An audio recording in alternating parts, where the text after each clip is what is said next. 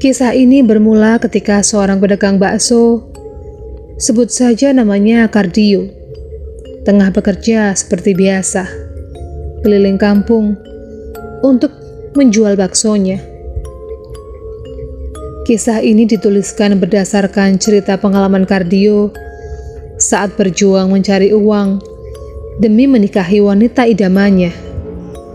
Wajar saja jika seorang lelaki sangat bersemangat ketika memiliki niatan untuk menikahi wanita yang dia cintai.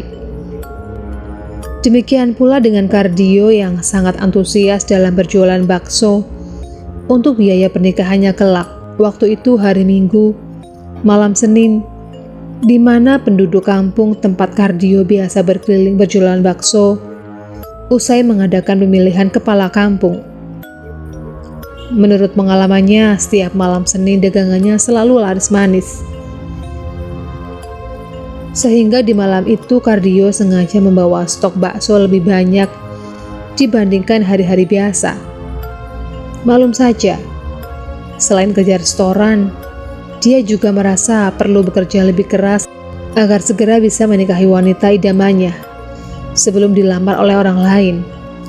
Namun sepertinya harapan dan impian Kardio di malam itu tidak bisa kesampaian, karena selain tidak terlihat warga yang berkumpul, malam itu suasana kampung tempatnya keliling berjualan juga terlihat sangat sepi dibanding hari-hari sebelumnya.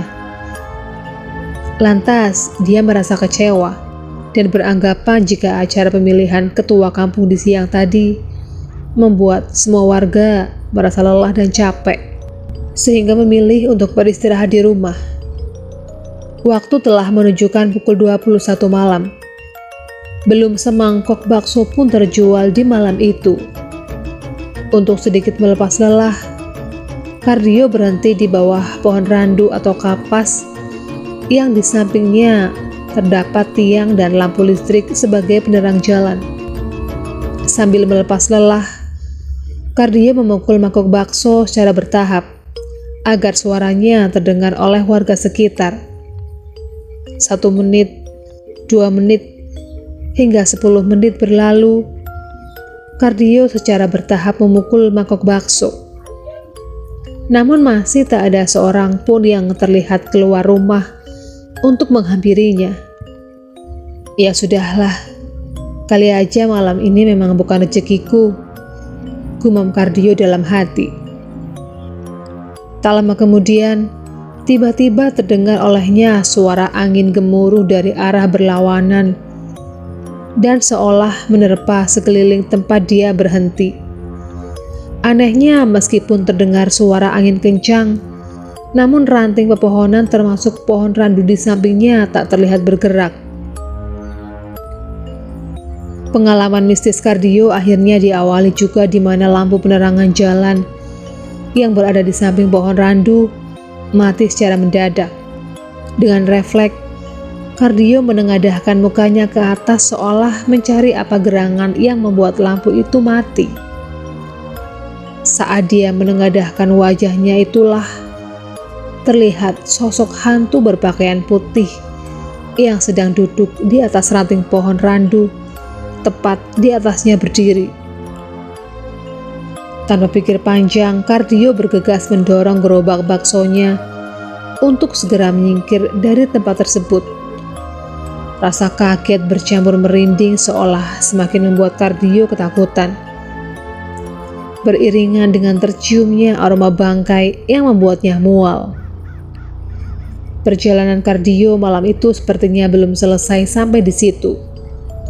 Dia masih berkehendak kembali keliling kampung. Meskipun dengan hati was-was dan gelisah atas kejadian yang barusan dia alami.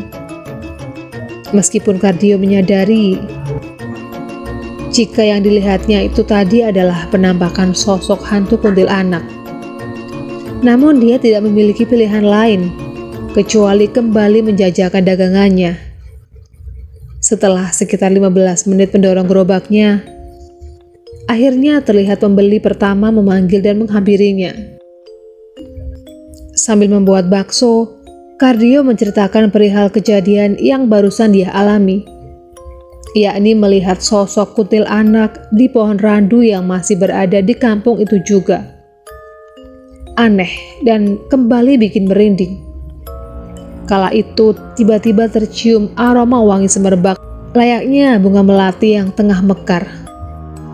Singkat cerita, pembeli telah masuk ke rumah dan Kardio kembali mendorong gerobak sambil memukul-mukul mangkok sebagai pertanda seorang penjual bakso lewat. Tak lama kemudian, terdengar suara seorang wanita dari arah belakang seolah meminta dirinya untuk berhenti. Namun begitu Kardio menolehkan wajahnya ke belakang, tak terlihat seorang pun. Kejadian ini sampai terulang sebanyak 3 kali. Dan pada panggilan terakhir, Kardio melihat sosok wanita yang tidak begitu dia kenal berjalan mendekatinya dengan membawa mangkok. Kardio lantas berhenti karena dia yakin wanita itu adalah seorang pembeli yang ingin membeli baksonya. Kardio pun menunggu pembeli itu, dan seperti biasa, dia menunduk ke bawah untuk membesarkan nyala kompor yang dipakai, agar air tempat merebus mie segera mendidih. Seusai membesarkan nyala kompor, Kardio kembali berdiri dan menoleh ke arah wanita yang tadi memanggil dirinya. Namun, apa yang terjadi? Ternyata dia mendapati sosok kuntilanak yang tadi tengah berdiri tepat di belakangnya. Saking takutnya, Kardio bergegas mendorong gerobaknya tanpa menghiraukan air rebusan bertumpahan.